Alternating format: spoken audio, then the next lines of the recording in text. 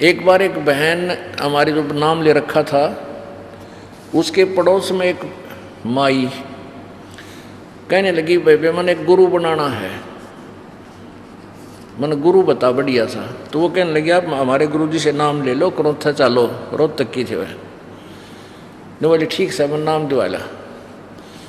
वो आ गई और हमने जो भी मर्यादा बताई उसने हाँ जी सारे ठीक है, सब नियम करूँगी। नाम ले लिया, नाम लेकर आ गई। फिर वह महीने 2 महीने आइए को नहीं, 3 महीने हो गए। तो ऐसे ही वह बहन आई। जब उसको मैंने कहा एक तेरे साथ वो बहन आई थी बेबे, वह ना आती। बोला जी पता नहीं, मैं जाऊँगी। वह गई, उसको पूछा कि आप गए नहीं, क्या बात होगी, चलते नहीं। नहीं बोली मैं ना जाऊँ, बड़ा क्रोध है। क्यों? बोला मन तक गुरु बनाना था, बना लिया। नो सुना है गुरु बिन मोक्ष ना होता, गुरु बन गया। और न बोली तो सारी पूजा करे, पूजा ये करूँगी, गुरु बनाना था मनता है। बताइए नकड़े ती समझावे, कहाँ तक बुद्धि ठावे इनकी। इतने इन नकली गुरुओं ने, नकली सिद्धांतों ने इतना बिगाड़ दिया मानव समाज। गुरुआ गांव बिगाड़े, संतो गुरुआ गांव बिगाड़े, और ऐसे कर्म जीव कहला दिए, ईव जड़े नहीं जाड़े। अब परमात्मा हमें क्या बताते थे?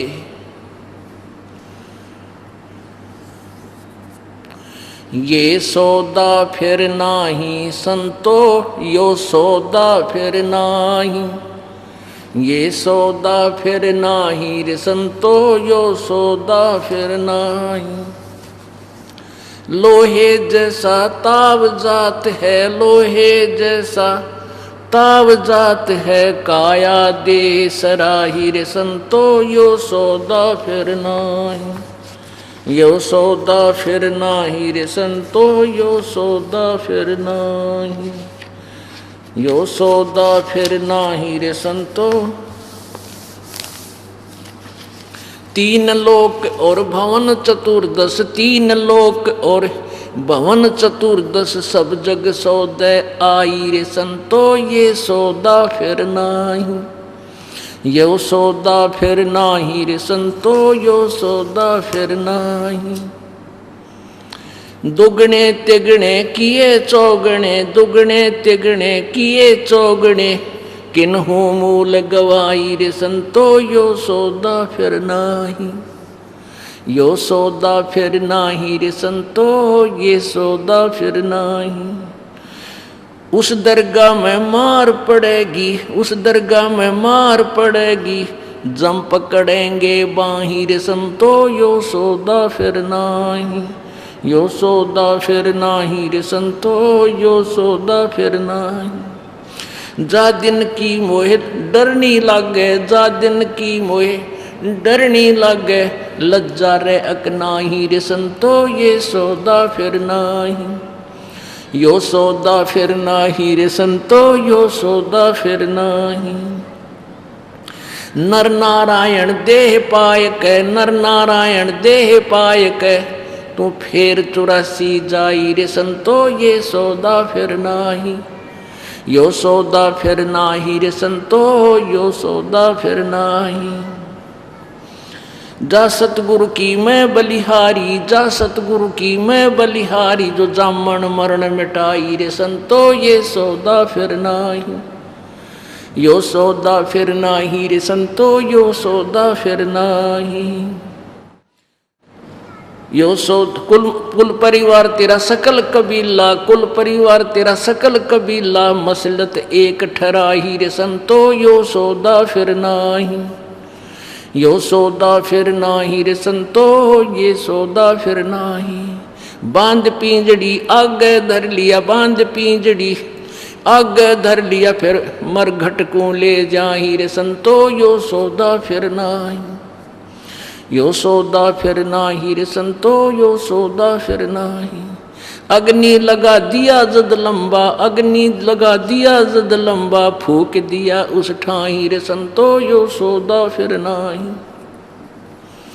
यो सौदा फिर नाही रे संतो, यो सौदा फिर नाही। वेद बांध फिर पंडित आए, पुराण बांध फिर पंडित आए, पीछे गरुड़ पढ़ाई रे संतो, यो सौदा फिर नाही। यो सौदा फिर नाही रे संतो, यो सौदा फिर नाही। नर से ती तू पशुआ की जय, नर से ती तू पशुआ की जय, गद्दा बैल बनाई रे संतो ये सौदा फिर नाही, यो सौदा फिर नाही रे संतो यो सौदा फिर नाही। ये 56 भोग कहाँ मन बोरे, 56 भोग कहाँ मन बोरे, कित कुरडी चरणे जाई रे संतो यो सौदा फिर नाही, यो सौदा फिर नाही रे संतो यो सौदा फिर नाही। प्रेत शिला पे जाए विराजे, प्रेत शिला पे जा विराजे, पितरों पिंड भराई रे संतो यो सौदा फिर नाही, यो सौदा फिर नाही रे संतो यो सौदा फिर नाही। बहुर श्राद्ध खान को आए, बहुर श्राद्ध खान को आए, फिर काग वहे कलमाई रे संतो यो सौदा फिर नाही, यो सौदा फिर नाही रे संतो यो सौदा फिर नाही। जय सतगुरु की संगत करते, जय सतगुरु की संगत करते, ये सकल कर्म कट जाई रे संतो यो सौदा फिर नाही, यो सौदा फिर नाही रे संतो यो सौदा फिर नाही। अमरपुरी पर आसन होते, अमरपुरी पर आसन होते, जहाँ धूप ना छाही रे संतो यो सौदा फिर नाही, यो सौदा फिर नाही रे संतो यो सौदा फिर नाही। सुरत नृत मन पवन पियाना, सुरत नृत मन पवन पियाना, शब्द शब्द समाई रे संतो यो सौदा फिर नाही, यो सौदा फिर नाही रे संतो यो सौदा फिर नाही। गरीबदास गलतान महल में, गरीबदास गलतान महल में, मिले कबीर गोसाई रे संतो यो सौदा फिर नाही। पुणात्माओं, ये वो औषधि है जो आपके जन्म और मृत्यु के रोग को काटेगी। पुणात्माओं, इस परमात्मा के वचनों को बहुत ही ध्यानपूर्वक सुनना चाहिए। अब क्या बताते हैं, जैसे मोती ओस का ऐसी तेरी आवे, गरीबदास कर बंदगी बहुर न ऐसा दाव। जैसे मोती ओस का ऐसी तेरी आव, ऐसी स्थिति है आप जी की, जैसे जैसे मोती ओस का, जैसे आपने देखा होगा घास पे या वृक्षों के कांटों पर कि बबूल के कांटों पर रात्रि में ओस गिरती है, उसके पानी की बूंद इकट्ठी होकर लटक रही होती हैं, और 1 घंटे के बाद जब सूर्य उदय हो जाता है उनका नाम और निशान नहीं होता। तो आज आपकी स्थिति परमात्मा ऐसी बता रहे हैं कि जैसे ओस का मोती, और फिर नामो निशान नहीं रहेगा आपका। इसलिए कहते हैं गरीबदास करो बंदगी, करो भक्ति, बहुर नहीं ऐसा दाव। मानव शरीर या बिचली पीढ़ी और पूर्ण ज्ञान, पूर्ण समाधान, ये कदे कदे दाव लगा करता है, कभी कभी, और वो आपका लगा है, पीछे नहीं रहना। तो क्या बता रहे हैं कि ये सौदा फिरना ही संतो यो सौदा फिरना ही। ये मानो शरीर बार बार नहीं मिलेगा। और लोहे के साथ ताव जाते काया देश राही, जैसे लोहे को गर्म किया जाता है, कारीगर लोहार पहले लोहे को गर्म करते हैं, एक ऐरण में देकर चला कर उसको भट्ठी बाल के, और उसको तुरंत गरम गरम को निकाल के और दरका गणका ऊपर उस ऐरण के उस प्लेटफार्म से वह दरका दे गड्ढा गड्ढा दे, बहुत जबरदस्त चोट मारा रहे फटाफट। यानी जिस पर गरम लोहे को जैसा भी चाहते हैं वैसा मोल्ड किया जा सकता है, उसको तुरंत उस पर चोट मार के। यदि वो जरा सा भी ठंडा हो जाए तो फिर वो टेढ़ा मेढ़ा हो जाएगा, चाहे कितने चोट लगा लो।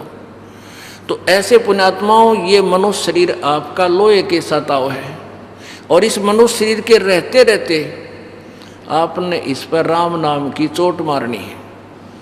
तो इससे वही बन जाएगा जो वस्तु आप बनाना चाहते हैं, अर्थात इस मनुष्य शरीर के रहते रहते आप मोक्ष प्राप्त कर सकते हैं।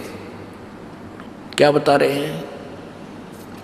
3 लोक और भवन चतुर्दश सब जग सौदे आही, भाई दोगने तगने किए चौगने किसे न मूल गवाही। अपन आत्माओं अपना मूल धन है ये मनुष्य शरीर, मनुष्य के श्वास, जीवन। अब जैसे कोई व्यक्ति 1 लाख 2 लाख रुपए लेकर और कहीं बिजनेस करने दूसरे शहर में चला जाता है और वहाँ जाकर के किसी धर्मशाला में या वैसे कहीं कोई रेस्टोरेंट में कोई कमरा बुक करा कर रहने लग जाता है, बहुत अच्छा, वो खर्च उसी में से कर रहा है जो लेकर गया था धन, मूल धन, और उसमें से फिर सौदा भी खरीद रहा है और उसको सौदे को खरीद के फिर दूसरी स्थान पर बेच रहा है या वहाँ अपने पैसे को बढ़ा रहा है, बेनिफिट को बढ़ा रहा है। तो ये तो उसका प्रॉपर प्रोसीजर वो सही कर रहा है, ऐसा करना चाहिए था। और दूसरा उसका साथी 2 लाख रुपये ले गया, होटल में कमरा किराए पर ले लिया और उस मूल धन में तो गुट्टी लावे, उसी में तो किराया दे, सिनेमा देखावे, सांझ न खा के माल पूड़े फिर सो जावे। तो ऐसे वो अपने मूल धन को नष्ट कर रहा है। और जब वो मूल धन समाप्त हो जाएगा, न तो रेस्टोरेंट वाला रहने दे, ना निकलेगा तो पकड़ के बाहर खड़ा करेगा भागड़े थे, और ना खाने पीने मिला, जो माल पूड़ी खाया करता था, परोठे खाता था सुबह सुबह। और जो दूसरा उसका साथी उससे दोगुने तिगने मूल धन से 2 लाख ले गया था और 4 लाख बना लिए, उसने सौदा सही किया। तो जो मनुष्य शरीर आपको प्राप्त हुआ और जो आज परमात्मा की भक्ति, दान, पुण्य, सेवा ये सौदा कर रहे हैं इस मूल धन से, तो वो साहूकार बनेंगे। और जो ये पिछले धन से, पुण्य से अच्छी पोस्ट है, अच्छी फैक्ट्री चल रही है, लंबी कार ले रखी है, गुट्टी लावें, सारा दिन ताश खेलें, क्लबों में बकवाद करें और फिर मरने के बाद फिर गधे बनेंगे, क्योंकि वो मूल धन का नाश कर दिया। ये सुविधा फिर नहीं मिल सकती जो आज उपलब्ध है। 3 लोक और भवन चतुर्दश सब जग सौदे आही, और दोगने तगने किए चौगने किसी ने मूल गवाही। दोगने तगने कर लिए वो तो भगवान है, अच्छी आत्माएं हैं, और जिसने मूल धन ही गंवा दिया, नष्ट कर दिया, तो वो सौदा ठीक नहीं कर सके, वो फिर पछताएंगे। परमात्मा कहते हैं लूट सको तो लूटियो, राम नाम की लूटे, पीछे फिर पछताओगे, प्राण जहांगे छूटे। बताओ उस परमात्मा ने क्या आवश्यकता थी ये इतनी ढेर सारी वाणी बोलन की? उनको पता था कि मेरी आत्मा काल के जाल में फंस रही है, ये वहाँ बहुत सुखी थी। आज दिन इनकी बुद्धि भ्रष्ट कर दी, इस काल ने झूठा लालच देकर ये तेरा बेटा है या तेरी बेटी, ये तेरी कार या तेरी कोठी, और 1 मिनट में मृत्यु हो जा। कहाँ गई वह बेटा और बेटी, कहाँ वो कार और कोठी? कहते हैं दृष्टि पड़े सो धोखा रे, खंड पिंड ब्रह्मांड चलेंगे, थिर न रहसी लोकारे। तो हमने इस जब तक ये हमारे श्वास शेष है, ये समझ लो कि हम परिवार में रह रहे हैं, हम सफर हैं, जैसे ट्रेन में बैठे जा रहे हैं। किसी ने कहीं उतरना है, किसी ने कहीं उतरना है, किसी ने कहीं उतरना है। तो जब तक शिष्ट व्यक्ति, अच्छे पुण्यात्मा उस कंपार्टमेंट में बैठे हैं, कोई वृद्ध है, कोई बीमार है, कोई असहाय है, उनकी मदद करते हैं। वो कहते हैं माता जी चाय लाऊं? चाय लाते हैं, भाई ला दे माता। फिर कोई ऐसा है कि चलो तुझे पेशाब करवा लाऊं बच्चे को, उसको उठा कर ले जाते हैं। यानी कितनी आपस में मदद करते हैं, कितने शिष्टाचार से रहते हैं। तो ऐसे हमारा एक सफ़र है ये जीवन का। हम जिस भी कंपार्टमेंट में हैं, जिस परिवार में हम हैं, हमने ऐसी सहानुभूति से एक दूसरे के दुख दर्द को समझते हुए रहना चाहिए। और जिसका जहाँ स्टेशन आ जाएगा उतर कर चला जाएगा, फिर उनसे कोई लेना देना नहीं रहता। तो जहाँ भी आपका जिसकी जब समय आएगा जाने का, वो तुरंत चला जाएगा, फिर कोई लेना देना नहीं आपका। और आप उस कंपार्टमेंट वाले न उस कंपार्टमेंट ने अपना मान बैठो, तो फिर नशे में हो सकते हो, बुद्धिमान नहीं। तो हमारे को काल ने नशा कर रखा है इस माया का। माया क्या है? त्रिगुणमयी माया से हम सबको भ्रमित कर रखा है।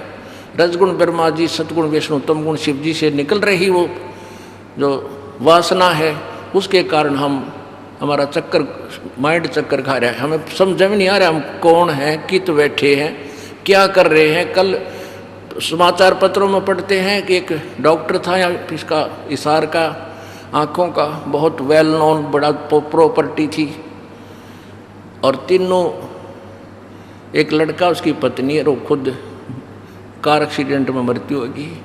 तो हमने आपस में जन्मा रही पे वो तो चलो मर गए, तो हम नहीं हो सकते क्या ऐसी दुर्घटनाग्रस्त?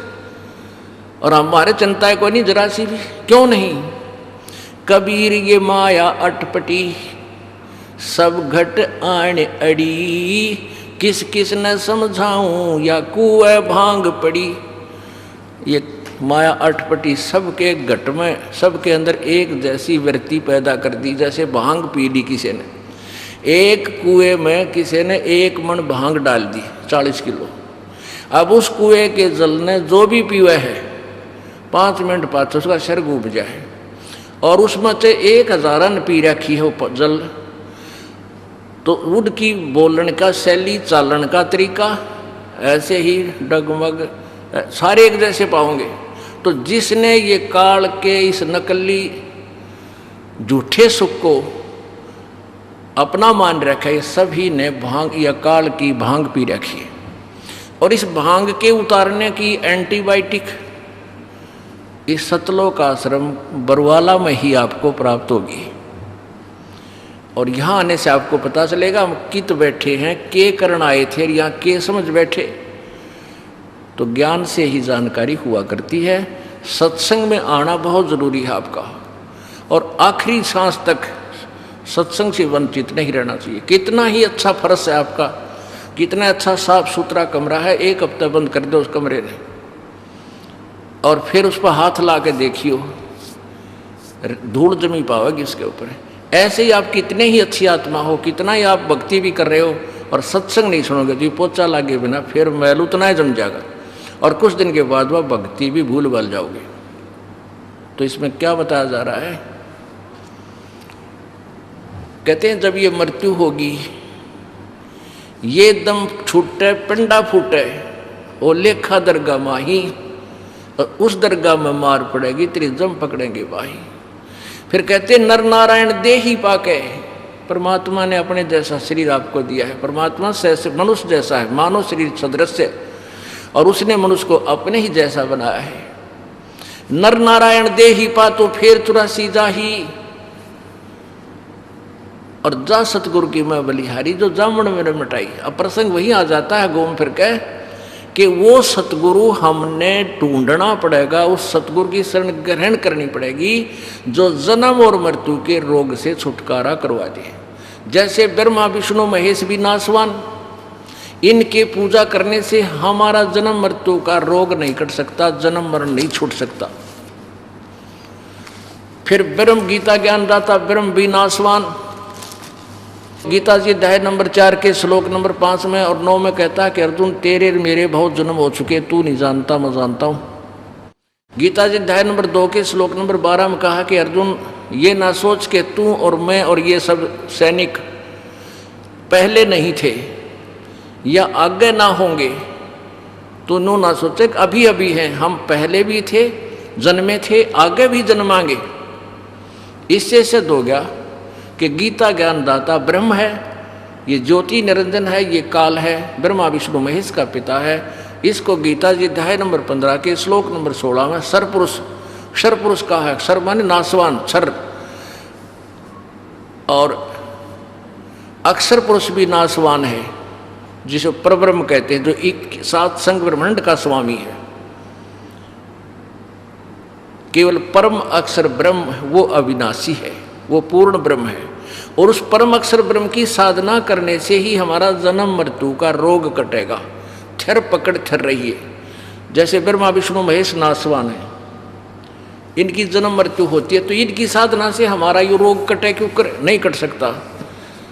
अब यहाँ सबसे बड़ी समस्या हमारे सामने आई हुई है कि हमने पूरे पवित्र हिंदू समाज ने यह दंत कथा सुन रखी है, लोकवेद सुना हुआ है कि ब्रह्मा विष्णु महेश अजरो अमर हैं, इनके कोई माता पिता नहीं है, ये सर्वेश्वर महेश्वर कालज्य मृत्युंजय, इन नकलिया न पता नहीं के महिमा गा रखी है। अब जो इनकी जीवनी में लिखा है वो फाइनल है, वही हमने मानना चाहिए। गीता जी अध्याय नंबर 16 के श्लोक नंबर 24 में कहा कि अर्जुन, जो 23 में तुझे बताया है कि शास्त्र विधि को त्याग कर जो मनमाना आचरण करते हैं उनको कोई लाभ नहीं होता, ना उनकी गति होती, ना उनको सुख होता, ना उनके जो ना कार्य सिद्ध होता, कोई सिद्धि नहीं होती। इसलिए 16 में अध्याय के 24वें श्लोक में कहा है कि जो सदग्रंथों में लिखा है उनको तो सत्य मानना, किसी के लोकवेद पर आश्रित मत होना। जो सदग्रंथों में लिखा है उसी को फाइनल मानना। अब देखना, श्रीमद् देवी भागवत गीता प्रेस गोरखपुर से प्रकाशित है, यानी देवी पुराण, दुर्गा पुराण, संपादक हनुमान प्रसाद पोदार, चमनलाल गोस्वामी। और ये कहाँ से छपा है? प्रकाशक व मुद्रक गीता प्रेस गोरखपुर, गोविंद भवन कार्यालय कोलकाता का संस्थान। अब इसके 123 पृष्ठ पर ब्रह्मा विष्णु महेश की सती थी, इन्हीं की जीवनी में लिखा है। तो हमने ये सत्य है, ये सत्य मानना है जो सदग्रंथों में लिखा है। ये देखिएगा, तीसरा स्कंद पृष्ठ 123। भगवान विष्णु जी अपनी माता दुर्गा की स्तुति कर रहे हैं। तुम शुद्ध स्वरूपा हो, यह सारा संसार तुम ही से उद्भासित हो रहा है। मैं ब्रह्मा और शंकर हम सभी तुम्हारी कृपा से विद्यमान हैं। हमारा आविर्भाव माने जन्म और तिरोभाव माने मृत्यु हुआ करता है। हमारा तो जन्म और मृत्यु होता है। हम अविनाशी नहीं हैं, केवल तुम ही नित्य हो, जगत जननी हो, प्रकृति और सनातनी देवी हो। भगवान शंकर बोले, देवी यदि महाभाग विष्णु तुम्ही से प्रकट हुए हैं तो उनके बाद उत्पन्न होने वाले ब्रह्मा भी तुम्हारे ही बालक हुए। फिर मैं तमोगुणी लीला करने वाला शंकर क्या तुम्हारी संतान नहीं हुआ? अर्थात मुझे भी उत्पन्न करने वाली तुम ही हो। शिवे, संपूर्ण संसार की सृष्टि करने में तुम बड़ी चतुर हो। इस संसार की सृष्टि, स्थिति और संहार में तुम्हारे गुण सदा समर्थ हैं। उन्हीं तीनों गुणों से उत्पन्न हम, यानी रजगुण ब्रह्मा, सतगुण विष्णु, तमगुण शिव जी, तीनों गुणों से उत्पन्न हम ब्रह्मा शंकर विष्णु और शंकर नियमानुसार कार्य में तत्पर रहते हैं। अब ये ब्रह्मा विष्णु महेश भी नासवान, तो इनके पुजारियों का भी, इनके जो गुरु हैं, इनके सतर के जो संत हैं, उनसे उपदेश लेने से भी आपका काम नहीं बढ़े। क्योंकि समरवाणी में लिखा है, सच्चिदानंद घन की वाणी में, कि जा सतगुरु की मैं बलिहारी जो जामन वर्ण मिटाई। कोई ब्रह्म तक की साधना बताने वाला संत है, उससे भी आपका रोग नहीं कटेगा जन्म मृत्यु का। जैसे कल आपने सब सुना था, जग सारा रोगिया रे, जिन सतगुरु वैद न जाना, जग सारा रोगिया रे। सतगुरु वही होता है जो सत्य ज्ञान प्रचार करे और सारा समाधान उसके पास हो, अधिकारी हो नाम देने का। तो ब्रह्म की साधना से भी जन्म मरण का रोग नहीं कट सकता, और अक्षर पुरुष पर ब्रह्म की भी साधना से जन्म मृत्यु नहीं मिट सकती, ये इसकी भी मृत्यु होती है। केवल एक परम अक्षर ब्रह्म है। गीता जी अध्याय नंबर 15 के श्लोक नंबर 16-17 में ये कंसेप्ट कति क्लियर कर रखा है।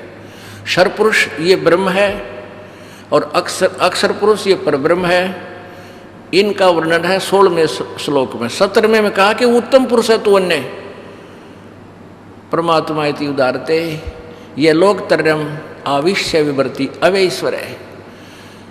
वो उत्तम पुरुष, पुरुषोत्तम, सही भगवान, श्रेष्ठ प्रभु था, कोई और है इस ब्रह्म और परब्रह्म से, वो परम अक्षर ब्रह्म है। गीता जी अध्याय नंबर 8 के श्लोक नंबर 1 में अर्जुन ने पूछा, प्रभु आपने गीता जी अध्याय नंबर 7 के श्लोक 29 में कहा है कि जो तत्ब्रह्म को जान लेता है और सारे अध्यात्म ज्ञान को समझ लेता है तत्वदर्शी संत के पास जा करके फिर वो केवल जरा और वर्ण से छुटकारे का ही प्रयत्न करता है। जरा माने वृद्ध अवस्था, बुढ़ापा और मरण मृत्यु। तो 8वें अध्याय के प्रथम श्लोक में गीता जी में अर्जुन ने पूछा, वो किम तत्ब्रह्म, वो फिर तत्ब्रह्म है कौन है? 8वें अध्याय के 3 श्लोक में उत्तर दिया है भगवान ने, गीता ज्ञानदाता ने, कि वो परम अक्षर ब्रह्म है। एक सरब्रह्म ये ब्रह्म है, और अक्षर ब्रह्म ये परब्रह्म है, और परम अक्षर ब्रह्म ये सत्य पुरुष कबीर जी है, पूर्ण ब्रह्म है। तो यहाँ क्या बताते हैं कि जा सतगुरु की मैं बलिहारी, जो जामुन मरण मिटाई। जब ये मृत्यु हो जाएगी आपकी, कुल परिवार तेरा सकल कबीला मसलत एक ठराई, और बांध पी जड़ी आगे दर लिया फिर मरघट को ले जाई। अब जब मृत्यु होते ना, घर वाले तो रोने लग जाएंगे, टक्कर मारेंगे, और अड़ोसी पड़ोसी कुल के लोग आ जाते, वो फटने की तैयारी शुरू कर देते हैं, ठाओ भाई कोई बात ना, कुछ नहीं होना, कोई लकड़ी ढोने लग जाएगा, कोई उसके लिए वह तैयारी करने लग जाएगा, उसका वो अर्थी बनावेगा उसका वह पिंजड़ी, और 1 घंटे भीतर फूक फाक कर फारग कर देंगे। कहते हैं बांध पिंजड़ी आगे दर लिया मरहट को ले जाई, और अग्नि लगा दिया जो लंबा फूक दिया उस ठाई। अब उस शरीर का तो कर दिया काम। अब फिर उसके बाद देखो कि कसूता प्रोसीजर बना रखा है नकली गुरुआ ने। फिर कहते हैं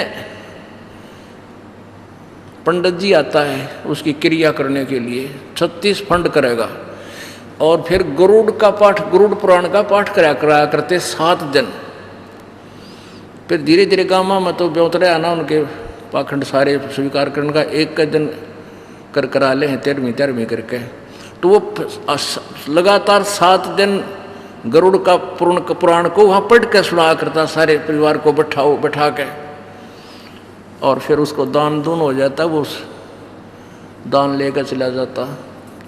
अब परमात्मा कहते हैं कि वो गरुड़ पुराण का पाठ उस जाने वाले के बाद में पढ़ाने से कोई लाभ नहीं। वो जीवित था तब गरुड़ का पाठ उसको पढ़ाना था, गरुड़ जी का पाठ। गरुड़ पुराण में क्या है, बहुत अच्छी बातें लिखी हैं कि जो व्यक्ति ऐसे कर्म करता है, ऐसे पाप करता है, उसका लड़का मर जाता है। कोई ऐसा करता है तो उसके हाथ कटते हैं, कोई ऐसे पाप करता है तो उसकी आंखें फूट जाती हैं। यम के दूत उसको लेकर के जाते हैं, नंगे पैरों ले जाता है, जगह जगह भंडारे लग रहे होते हैं, जिन दान किया होता है वो भंडारे खा रहे होते हैं, और वो कहता मुझे भूख लगी है, मुझे प्यास लगी है। यम के दूत कहते हैं तुझे कुछ अलाउड नहीं है खाना पीना, तेरे मोगरे मारेंगे, तूने दान नहीं किया, तूने पुण्य नहीं किया, चल नरक में ठोकते हैं। वो बहुत पछताता है। तो परमात्मा कहते हैं उसने सारी उम्र जो करना था बगैर ज्ञान के बेचारे ने कर्म फोड़ लिया, अपने सारे उल्टे काम कर गया, गलत साधना कर गया, और कोरे पाप इकट्ठे करके मर गया। अब उसके मरे पाछे वो गरुड़ पुराण का पाठ उसके के सारा ला होगा, उसको पहले पढ़ाना चाहिए था, ताकि वो बुराइयां तो बचता, डरता भगवान से, और ऐसे पापों से डरता, वो पाप ना करता, तारे सारे उल्टे कर्म। और फिर कहते हैं 13वीं करी, किस लिए? गति कराने के लिए। फिर फूल उठवाए, अस्थियां उठवाई वहाँ से, कि अस्थियां उठाकर गंगा में प्रवाह करकाओ और वहाँ क्रिया करवा काओ, पंडितां दो रहे। इन गामाणा के एजेंट वहाँ भी हैं, उन गंगा घाट पे इनकी सेटिंग होती है आपस में। अपुण्यात्माओं, जीवात्मा चली गई, जैसे उसने कर्म किए थे उन्हीं का प्रतिफल उसको त्यार पाओगा। वो तो जाते ही, जब मनुष्य का जीवन है तो मनुष्य बनकर आ जाएगा, कोई शेष रह रहा होगा। यदि पशु बनना पशु बन जाएगा, भूत बनना भूत बन जाएगा, बस ज़्यादा देर नहीं है वहाँ पर। ऑटोमेटिक कैलकुलेशन है परमात्मा की ऑलरेडी। और पाछा हम इतना फंड करवा दिया इन नकली गुरुआ ने, कहते हैं वहाँ जाओ गंगा में अस्थि उठा कर ले जाओ। अब वह राख उठा ली जाए, वो फूक क्या था, और चल पड़े कहाँ? गंगा में प्रवाह कराने के लिए, गति कराने के लिए। एक भक्त की पत्नी ने नाम ले रखा, एक व्यक्ति की पत्नी ने नाम ले रखा था, और वो नाम ना लेवा था, नाट्य भी नहीं था, सिर्फ इससे बात पढ़ रहा था कि मैं अपने माता पिता की अस्थि जरूर उठाऊंगा और इनकी सारी क्रिया सरा स्रोत निकाल कर फिर देखूंगा, ये इनकी शरीर छूट जाएगा, उसके बाद नाम लूँगा, मैं इनका कार्य क्रियाक्रम सारे करूँगा। नहीं तो मैं पाप का भागी हो जाऊंगा। इस तरह वो थी, अच्छी आत्मा का व्यक्ति था, नहीं नाम ले रहा था, उसकी पत्नी का समझाया भी करती थी और नहीं मानना था। एक दिन उसके ताऊ की मृत्यु होगी, उसके साथ वो चला गया, अस्थि उठाकर उसका लड़का ले गया, गेल वो भी चला गया। वहाँ गए ना गंगा घाट पे, वहाँ सब वहाँ के पंडितों का, उन पंड्या का अक्षेत्र बांटा हुआ है।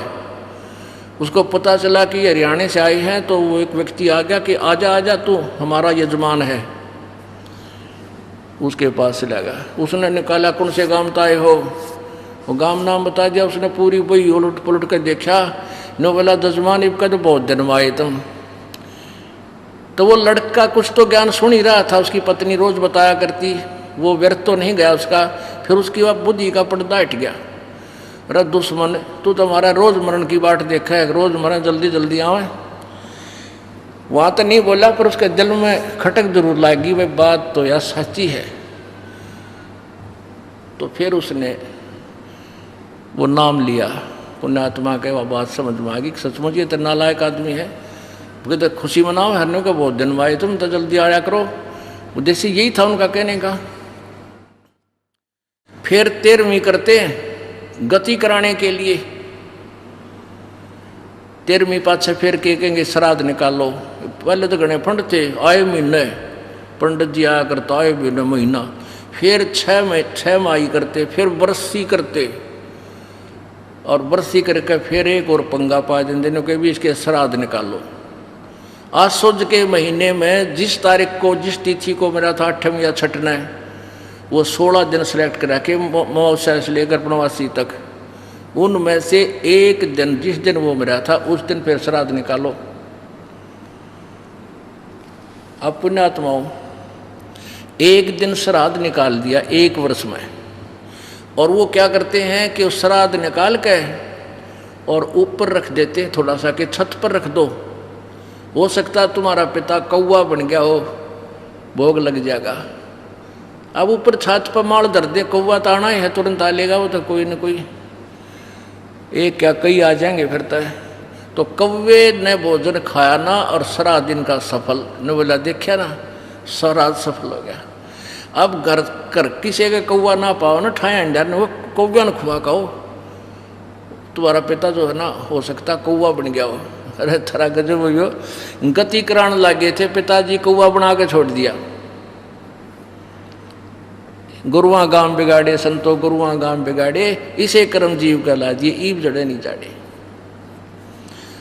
क्या बताते हैं, बोर श्राद्ध खान को आए, काग वहे कलमाही, प्रेत शिला पैजा बिराजे पितरों पिंड भराई, और बोर श्राद्ध खान को आए, काग वहे कलमाही।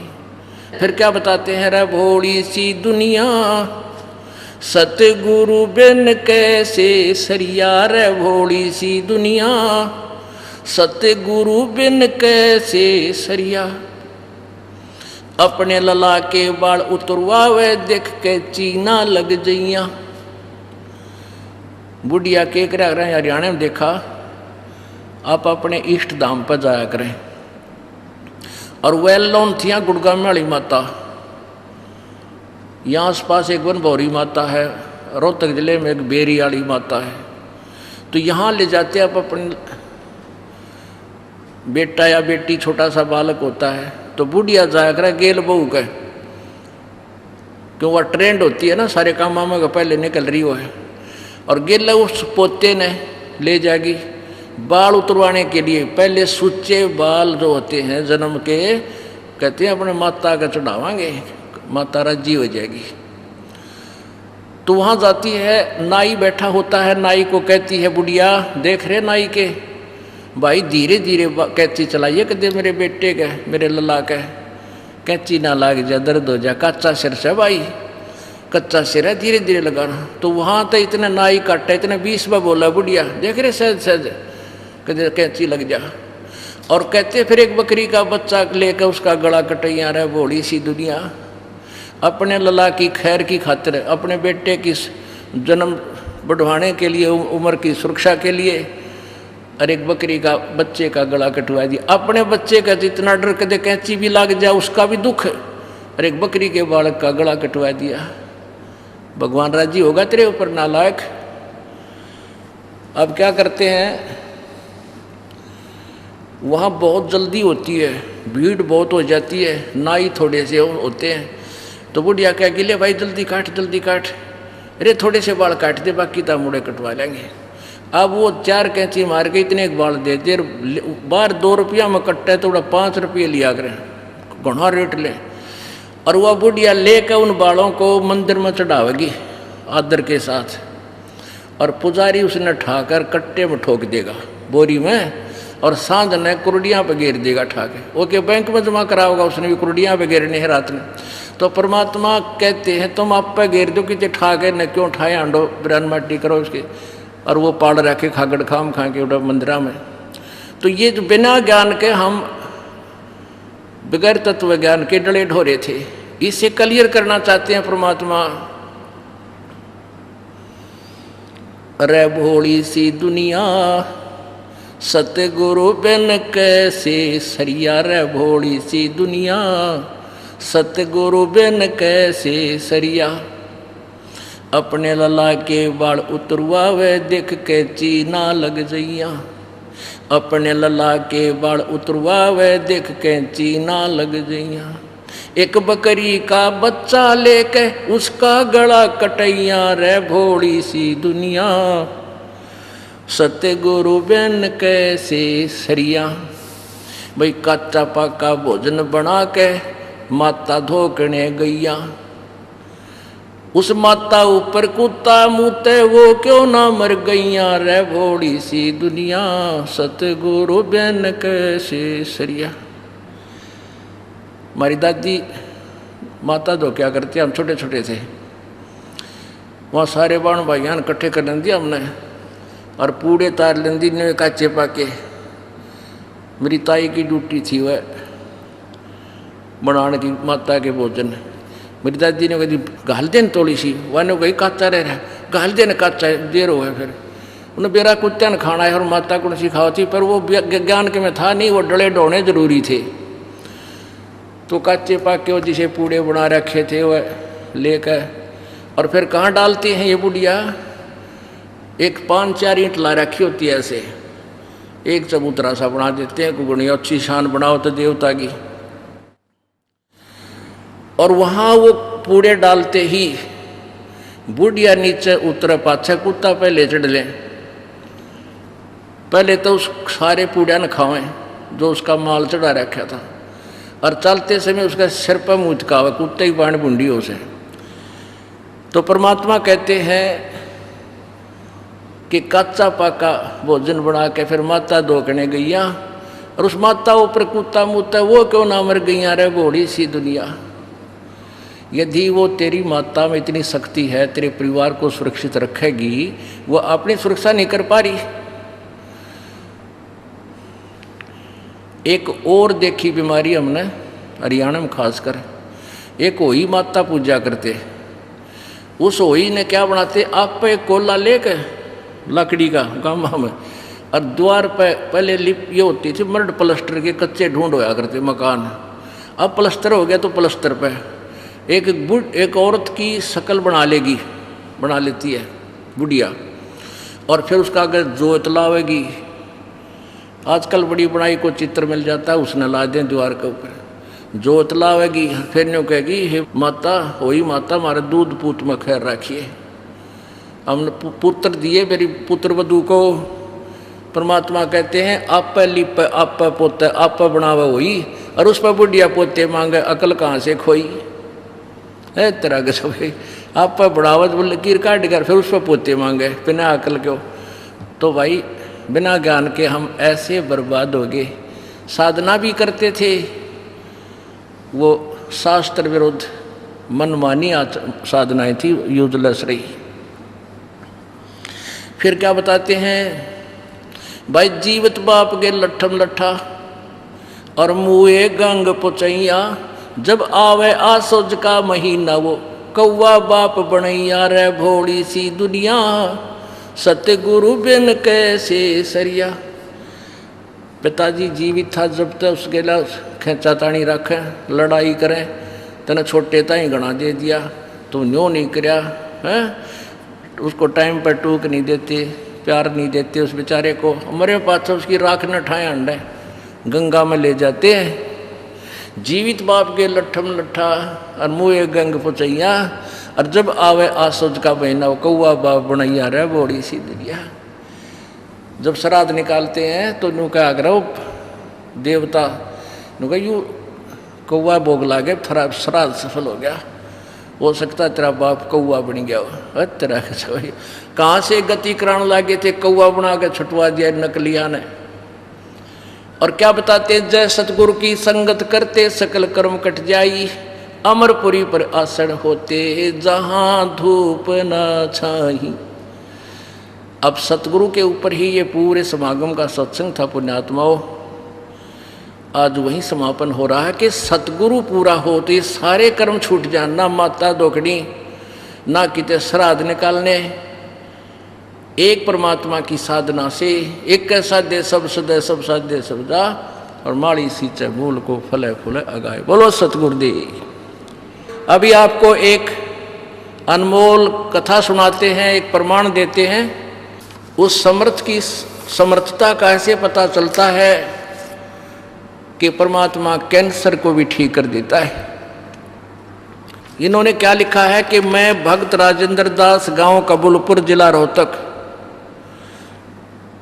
जो कि फिलहाल सेक्टर 4 रोहतक, मकान नंबर 634 में रहता हूँ। मेरा लड़का गौरव, जिसकी उम्र 10 वर्ष है, उसने एक दिन रात को अपने कान में बहुत भयंकर दर्द बताया और इसने 20/8/2008 को नाम लिया था।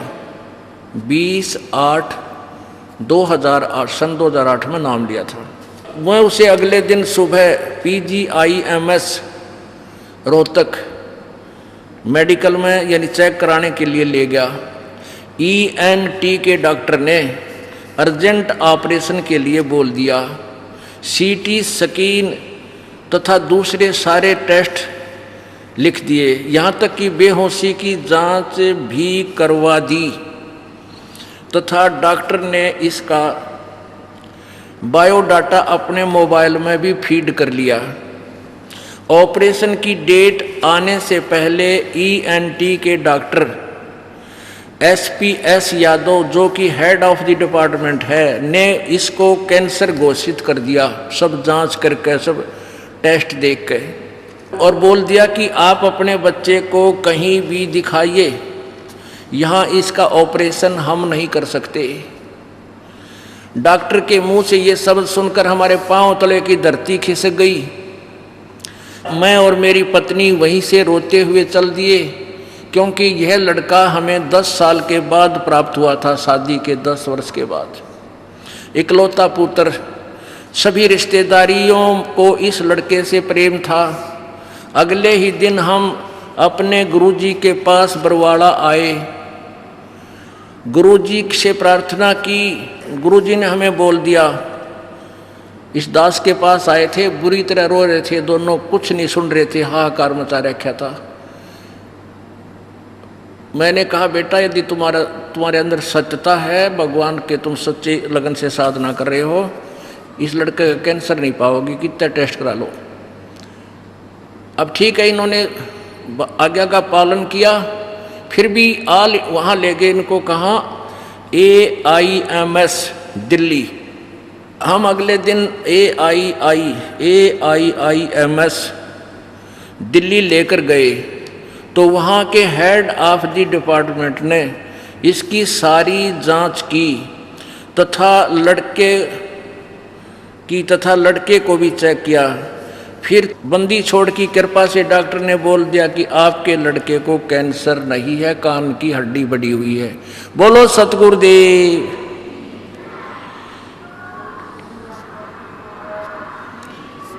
इसका ऑपरेशन अभी नहीं होगा, आप 6-6 महीने में आकर चेक कराते रहना, ये नॉर्मल है, कोई दिक्कत नहीं। अब पुण्यात्माओं आगे देखो, वही बात जो दास ने भी सत्संग में बताई है कि हम सभी देवी देवताओं की पूजा करते थे और बिरन माटियाँ होती थी। ये क्या कहता है कि मेरे जब इस लड़के को ये कैंसर डिक्लेयर हुई तो हमारे रिश्तेदारों ने सभी ने ये कहा कि तुमने देवी देवता छोड़ दिए और इसलिए थारी बिरानमाटी होगी। ये कहता है कि मैंने उनसे बोल दिया कि हमारा चाहे कुछ भी हो, हम कोई पूजा नहीं करेंगे, अपने गुरुजी के अतिरिक्त, मार्ग बताए उस अतिरिक्त हम कोई साधना नहीं करेंगे। इससे पहले हमारे सभी रिश्तेदार कहते थे कि तुमने अपने देवी देवताओं को छोड़ दिया, अब तुम उनको मान लो। हमारे ऊपर बहुत दबाव आया। बंदी छोड़ की दया से हमने कहा कि सिर्फ हमने सतगुरु तत्वदर्शी संत रामपाल जी महाराज को ही मानेंगे। ऑल इंडिया में जाने के बाद हमारे सभी रिश्तेदार भी को भी यकीन हो गया कि भाई तुम्हारे संत तुम्हारे लिए तो परमात्मा ही है। आज कहते हैं उनको भी यकीन हो गया। जब ये करलाट माच गया था, रोआराट माच रही थी, अगले दिन खुशी के लहर दौड़ा दी परमात्मा ने। ये दोनों तीनों फिर वापस आए, इनकी खुशी का ठिकाना नहीं था। तो ये वो परमात्मा है भाई। कबीर भगवान कहते संत शरण में आने से आई टले बला, जय मस्तिष्क में सूड़ी होवा काटे में टल जा। ये के देर लगे दाता ने बीमारी बदलते। ये आपके सामने है भक्त राज सिंह, गांव कबूलपुर, जिला रोहतक, और वर्तमान में ये सेक्टर 4 रोहतक मकान 634 में रहते हैं। ये इनका मोबाइल नंबर है। इन्होंने अपना सारा कुछ एड्रेस दिया है। आप बताओ कुछ।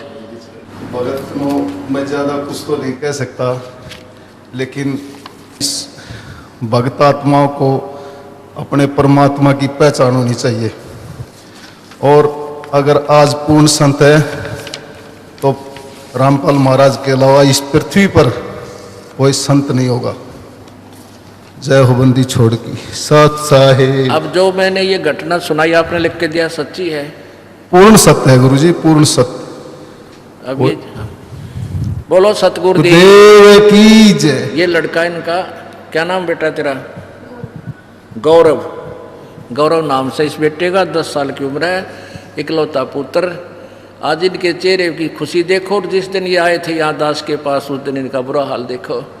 तो कहते हैं संत शरण में आने से आई टले बला, जय माथे में सूड़ी हुआ काटे में टल जा। बोलो सतगुरुदेव। सर नमस्कार। नमस्कार सर। सर क्या नाम है आपका? प्रकाश कुमावत। ओम प्रकाश जी, कहाँ से आए हैं आप? मैं बलसाड़ गुजरात से आया हूँ सर। संत रामपाल जी महाराज से नाम दीक्षा कब लिया आपने? मैं 10 मई 2013 को ली थी सर। संत रामपाल जी महाराज से नाम दीक्षा लेने से पहले आप क्या क्या भक्ति साधनाएं करते थे? उनसे पहले जो परंपरागत साधनाएं होती थी वही साधनाएं किया करता था। हनुमान जी का हनुमान चालीसा भी पढ़ता था, शंकर भगवान के मंदिर में भी जाया करता था। फिर मेरे को साईं बाबा के बारे में पता चला तो मैंने साईं बाबा की भी बहुत सी साधनाएं की थी। शिरडी भी जाया करता था। और कहने का मतलब जो भी जानते थे वो भक्ति सब किया ही करते थे, लेकिन फिर भी हमको कोई आर्थिक लाभ नहीं मिला, कोई शारीरिक लाभ भी नहीं मिला, और आध्यात्मिक लाभ तो बहुत ही दूर की बात थी मिलना, क्योंकि वो साधना ऐसी थी नहीं। हमको गुरुजी की शरण में, रामपाल जी महाराज की शरण में आने के बाद पता चला। संत रामपाल जी महाराज से कैसे जुड़े? ये हमारे ससुराल वाले जुड़े हुए थे पहले संत रामपाल जी महाराज से। वो पहले भी किसी कबीरपंथी से जुड़े थे, लेकिन हम उनकी बातें नहीं मानते थे। वो बहुत समझाते थे। फिर वो पता नहीं कब संत रामपाल जी महाराज की शरण में आए, हमको भी पता नहीं चला। 1 साल बाद में उन्होंने हमको बताया कि आप भी संत रामपाल जी महाराज का ज्ञान सुनो और ये परमात्मा आए हुए हैं। तो मैंने इग्नोर कर दिया उनकी बातों को कि हमको ये संतों के चक्कर में नहीं पड़ना है। लेकिन मेरी भगतमती वहाँ रुकी थी। मैं तो वहाँ से चला आया था पहली उसी दिन रात को। मेरी भगतमती वहाँ रुकी। उन्होंने समझाया कि ऐसी ऐसी भक्ति है, ऐसे परमात्मा खुद आए हुए हैं रामपाल जी महाराज के रूप में। तो उनके मन में पता नहीं कैसा ऐसा हो गया, वो मेरे को आके समझाई, लेकिन मैंने उनकी बातों पे कोई ध्यान नहीं दिया। फिर मैं यहाँ पे गुजरात में आ गया। फिर वहाँ आने के बाद में वो सत्संग देखती रहती थी। मेरे को तो वही मैच पिक्चर देखने का ज़्यादा शौक रहता था भगत जी। तो हमारे बीच में आपसी तनाव भी रहता था। घर का माहौल इतना ज़्यादा बिगड़ चुका था। मैं सोचा कि मेरा परिवार बिखर ना जाए, ऐसा मेरे को लगने लगा था। मैं बाजू वाले के घर में जाके मैच देखता था और वो सत्संग सुनती थी। परमात्मा की इतनी अच्छी वाणियाँ थी, लेकिन मेरे को वो पता नहीं अंदर समा ही नहीं रही थी वाणियाँ। फिर मैं सोचा अब कैसे कब तक चलेगा ऐसा, बाजू वाले के घर में जाके बैठ के कब तक बैठेंगे। तो मैं उनको वैसा बोला, चलो 15 मिनट आप अपना सत्संग सुनो, 15 मिनट में मेरा मैच देखता हूँ। देखते देखते एक देर परमात्मा शास्त्रों को खोल खोल के बता रहे थे कि ब्रह्मा विष्णु महेश नासवान हैं और ये इनकी भक्ति करने से कोई ज़्यादा लाभ नहीं मिलता है, जितना कर्म में होता है उतना ही मिलता है। ये हमारी आयु भी नहीं बढ़ा सकते, हमारे कष्टों को भी दूर नहीं कर सकते। तो मैं सोचा ये पूरा जगत हम सब आज तक इन्हीं की भक्ति करते आ रहे हैं, यो संत ऐसा बता रहे परमात्मा कि भाई ब्रह्मा विष्णु महेश तो नासवान है, रामपाल जी महाराज तो ऐसा बता रहे हैं। तो फिर देखते देखते कब 15 मिनट में भूल गया कि मेरा मैच भी था, मेरा कोई पिक्चर भी था, घंटों निकल गए। उस टाइम पे 2013 में रात को 11 बजे तक आध्यात्मिक चर्चा चलती थी, तो कब 11 बज गए मुझे पता ही नहीं चला और मैं ऐसा सत्संग में खो गया। फिर देखते देखते देखते देखते मैं देखता ही रहा। फिर हम मेरे को 2-3 महीने सत्संग सुना, शास्त्रों से भी मिलाया भी, जितने भी शास्त्र मेरे पास अवेलेबल थे, किसी के रिश्तेदार के पास से भी ला के मैंने देखे, सब में एज टीच मिला। फिर मैं सोचा कि ज्ञान तो एकदम सच्चा है। फिर मैं मेरी भगतमती के साथ हो गया कि मतलब आप सही हो और आपका ज्ञान सही है, गुरुजी रामपाल जी महाराज भी सही हैं, मैं ही गलत था। फिर मैंने सब एक्सपेक्ट किया। फिर नामदान लेने से पहले ही मैंने जितनी भी मेरे घर में जितनी भी तस्वीरें थी वो तस्वीरों को मैंने सब जल प्रवाह कर दी थी। और परमात्मा का एक ज्ञान गंगा बुक मेरे को कहीं से मिला था, ऐसे ही किसी की रद्दे में पढ़ा था, ऐसी पुस्तक मेरे को मिली गई ज्ञान गंगा पुस्तक। बाद में मैंने उनको पढ़ा। फिर वो जो गुरुजी की फ़ोटो आती है ना ज्ञान गंगा में पेस्ट, उसको मैंने फ़ोटो स्टूडियो में जाके बनवाया फ़ोटो और मैं उन्हीं की साधना करने लगा। मैंने उपदेश भी नहीं लिया था। फिर मैं उसके 3 महीने बाद में गाँव गया। फिर मेरे पिताजी को भी बहुत तकलीफ़ थी, उनको हार्ट अटैक हुआ था, एंजियोप्लास्ट करवाया था उनका 6 महीने पहले ही, जब मैं गुरुजी से नहीं जुड़ा था उस टाइम पे। फिर मेरे को ऐसा लगा कि मेरे पिताजी को इनसे बहुत ज़्यादा राहत हो सकती है, लेकिन उनको ज्ञान पता नहीं था, मुझे पूरा ज्ञान था। मैं गया, मेरे पिताजी ने बोला आ गए, मैं बोला आ गया। तो उन्होंने बोला कि आप एक काम करो, मेरे लिए दवा पूरी हो गई है और कल दवा भी लेके आना। मैं बोला अभी दवा नहीं लेना है। उन्होंने बोला दवा नहीं लूँगा तो मैं मर जाऊँगा। डॉक्टर ने बोला कि तू दवा बंद मत करना, तेरा खात कुछ भी हो सकता है। मैं बोला अभी परमात्मा मिल गए संत रामपाल जी महाराज के रूप में और अभी हमको दवा की ज़रूरत नहीं है। उन्होंने बोले कौन रामपाल जी महाराज है? मैं बोला ऐसे ऐसे। मैंने उनको थोड़ा बहुत ज्ञान समझाया। तो उनको ऐसा लगा कि देवी देवताओं की भक्ति नहीं करनी है तो समाज से बहुत दूर हो जाएंगे। तो उन्होंने बोला नहीं मैंने ऐसा नहीं कर सकता। मैं बोला देखो परमात्मा है और उनकी शरण में जाने से ना आपको दवा खाने की ज़रूरत है। ये समाज आपको क्या दे रहा है? कुछ तो नहीं दिया। आप इतने दुखी थे, कौन आपके पास आके बैठता था? मेरी बात मानो, मैं आपका दुश्मन नहीं हूँ, मैं आपका लड़का हूँ, चलो मेरे साथ। तो उन्होंने मेरी बात मान ली। फिर संत रामपाल जी महाराज को दर्शन के लिए गए तो मैंने परमात्मा संत रामपाल जी महाराज से अरदास लगाई कि गुरुजी ऐसे ऐसी बात है और मेरे पिताजी को बहुत तकलीफ़ है, वो दवा भी लेते हैं और रोते ही रहते हैं, उनको बहुत कष्ट रहता है। रामपाल जी महाराज ने बोला बेटा दवा कचरे के डब्बे में डाल देना, सब कुछ खाओ पियो। वो घी दूध सब कुछ बंद कर दिया था। शरीर इतना वीक हो गया था कि चलने में भी असमर्थ थे। परमात्मा रामपाल जी महाराज की शरण में जाने के बाद में उन्होंने दवा भी नहीं ली। आज तक उन्होंने एक भी दवा नहीं खाई उस चीज़ की। हाँ सर्दी जुकाम थोड़ा बहुत और कुछ होता है उसकी दवा ले लेते हैं, लेकिन बाकी उसकी दवा एक भी नहीं ली। उनका कितनी बार डॉक्टर का फ़ोन आता है हमारे पास, अरे आप दवा चेकअप कराने के लिए नहीं आता? मगर हमको तो बहुत बड़ा डॉक्टर संत रामपाल जी महाराज के रूप में मिल गया है, हमको अभी दवा की ज़रूरत नहीं है। एकदम बिल्कुल स्वस्थ हो गए वो और भाग भाग के फर्स्ट क्लास काम भी करते हैं, उनका शरीर भी एकदम तंदुरुस्त हो गया है। वो दुनिया को बताते हैं कि अभी उसके बाद में मेरे बुआ के लड़के की शादी थी तो उसका वो जो मायरा लेके जाते हैं, हमारा दिल नहीं था लेकिन फिर भी हमको जाना पड़ा। उधर लोगों ने पूछा कि तुम दवा नहीं लेते हो, ऐसा नहीं लेते हो। मेरे पिताजी ने दिल खोल के बता दिया कि हमको तो इतना बड़ा डॉक्टर मिल गया है, हमको दवा की कोई ज़रूरत नहीं है। पहला लाभ तो भगत जी मेरे को ये हुआ। दूसरा लाभ, मेरी एक बच्ची है, उनको भी सतनाम मिला हुआ है और वो भी मेरे साथ ही उन्होंने रामपाल जी महाराज से उपदेश ले लिया था। बहुत ही दृढ़ बच्ची है, मेरे से भी ज़्यादा उसको परमात्मा में विश्वास है। उसको एलर्जी हो गई थी, पूरा शरीर उसका इतना ज़्यादा ऐसा खून निकाल देती थी। चर्म रोग विशेषज्ञ डॉक्टर जो स्पेशलिस्ट डॉक्टर होते हैं उनको बताया, कितने डॉक्टरों को बताया।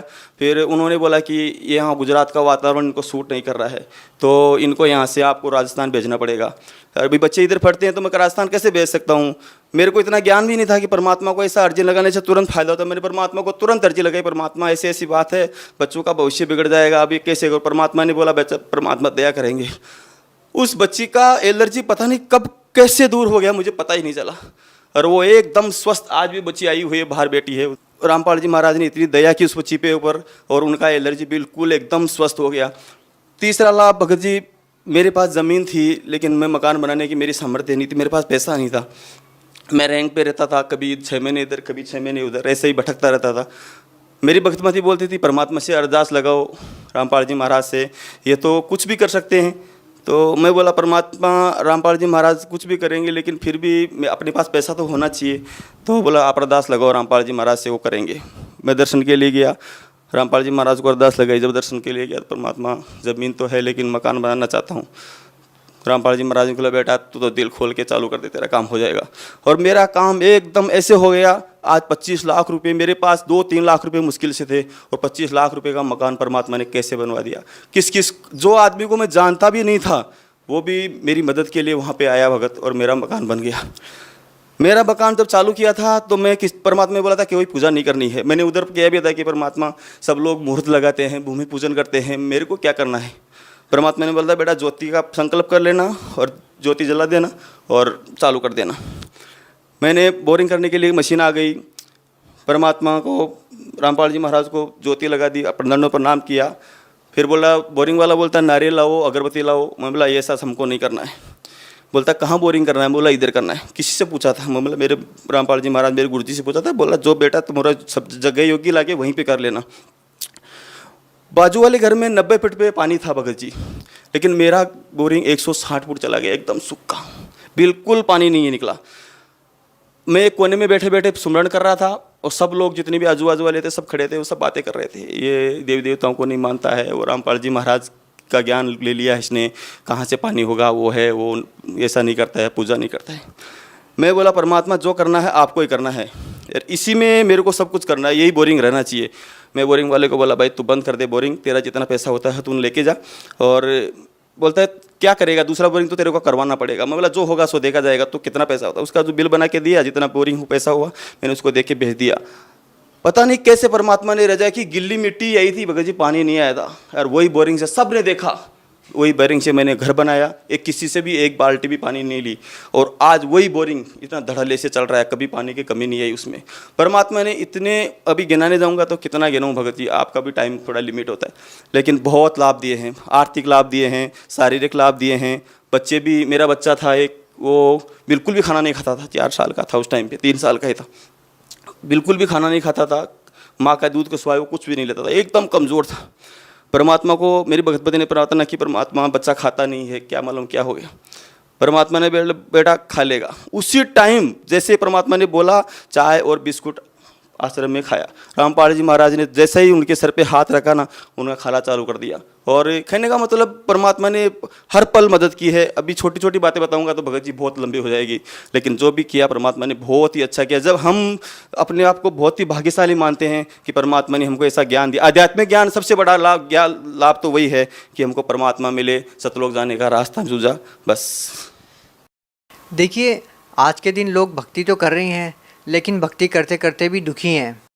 आप क्या कारण मानते हैं कि लोग भक्ति कर रहे हैं?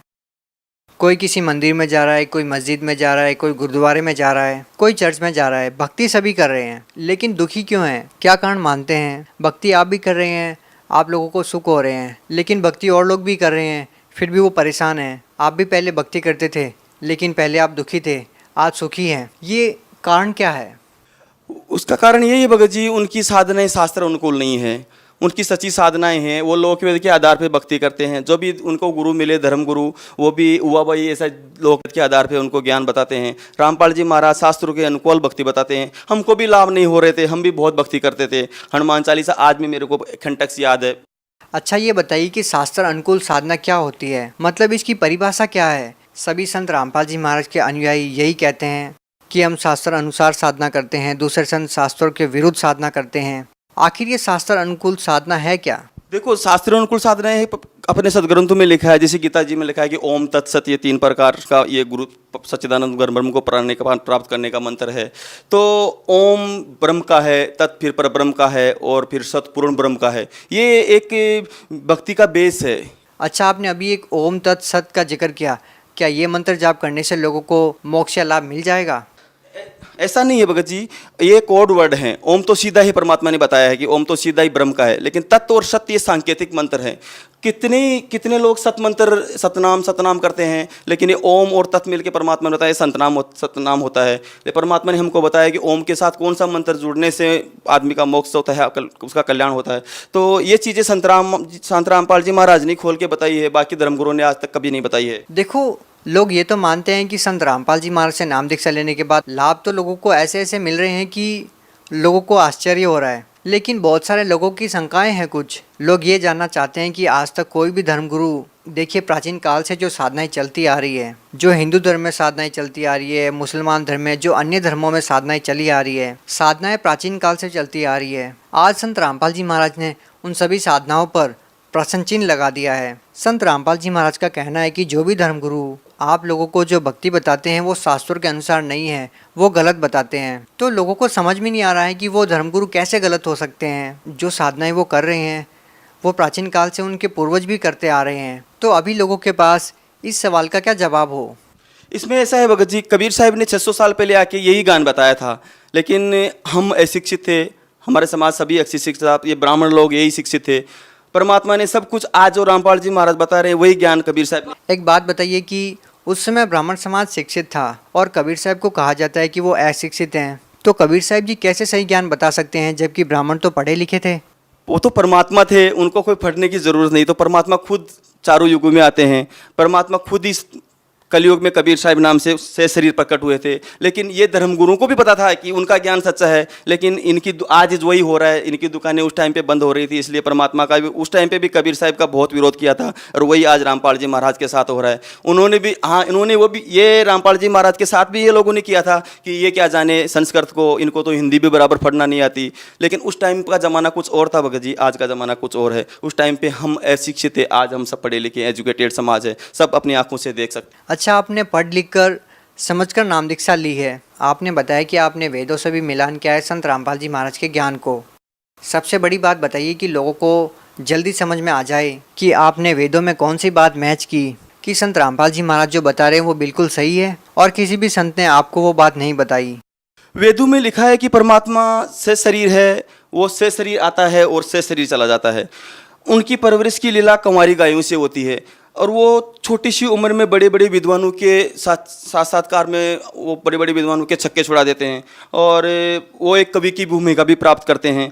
ऐसी लीलाएं वो परमात्मा किया करते हैं। तो अन्य संतों ने आपको क्या बताया था? अन्य संतों ने तो परमात्मा निराकार है, और जब वो साकार में आता है वो राम और कृष्ण के रूप में आ जाता है। अन्य संतों ने तो यही बताया था। तो आपके कहने का मतलब ये है कि संत रामपाल जी महाराज मात्र एक ऐसे संत हैं इस विश्व में जिन्होंने आपको सिद्ध किया कि परमात्मा साकार है? श्योर 100%। अच्छा, आपसे लास्ट प्रश्न जानना चाहेंगे कि बहुत सारे लोगों का जब हमने इंटरव्यू लिया तो उनका कहना था कि संत रामपाल जी महाराज से नाम दीक्षा ली और नशा छूट गया। ऐसी क्या दवाई देते हैं संत रामपाल जी महाराज की, नाम लेते हैं और ठीक हो जाते हैं? उनके शब्द में शक्ति है। उन्होंने सब कुछ बताया है कि देखो, अमल अरहारी आत्मा कदे न पावे पार, परमात्मा को कभी प्राप्त नहीं कर सकते, और हम जिस मार्ग को परमात्मा प्राप्त करने के लिए ही चले हैं, तो ये नशा तो हमारे लिए बहुत खतरनाक है भगत। ये परमात्मा ने बताया है कि कि बच्चों नशा करोगे तो तुम भगवान को कभी प्राप्त नहीं कर। कोई नशा करते थे? हाँ, करता था। मैं बीड़ी सिगरेट और कभी कभी बियर भी पीता था, संगत में बैठ जाता था, तो ऐसा नशा सब करते थे। कैसे छूट जाता है ये नशा? घृणा हो जाती है भगत जी। परमात्मा जब रामपाल जी महाराज मंत्र उपदेश देते हैं, वो अपना सत्संग सुनाते हैं, तो हमको उस नशे से बिल्कुल नफरत जैसी हो जाती है। आज कोई 20 फुट दूर ऐसा कोई बीड़ी पी रहा है तो हमको यहीं से उल्टी जैसी होने लग जाती है, दिल घबराने लग जाता है, और ऐसा लगता है जैसे कोई बीड़ी निकाल भी रहा है ना, तो ऐसा लगता है कोई गोली निकाल रहा हो, बंदूक निकाल रहा हो, हमको मार डालेगा, ऐसा हमको फील होता है। हम उसके नज़दीक बैठना भी पसंद नहीं। सत साहिब सभी भक्तों को, जो भगत मेरे चैनल में पहली बार आए हों तो चैनल को सब्सक्राइब और वीडियो को लाइक ज़रूर करें। सत साहिब।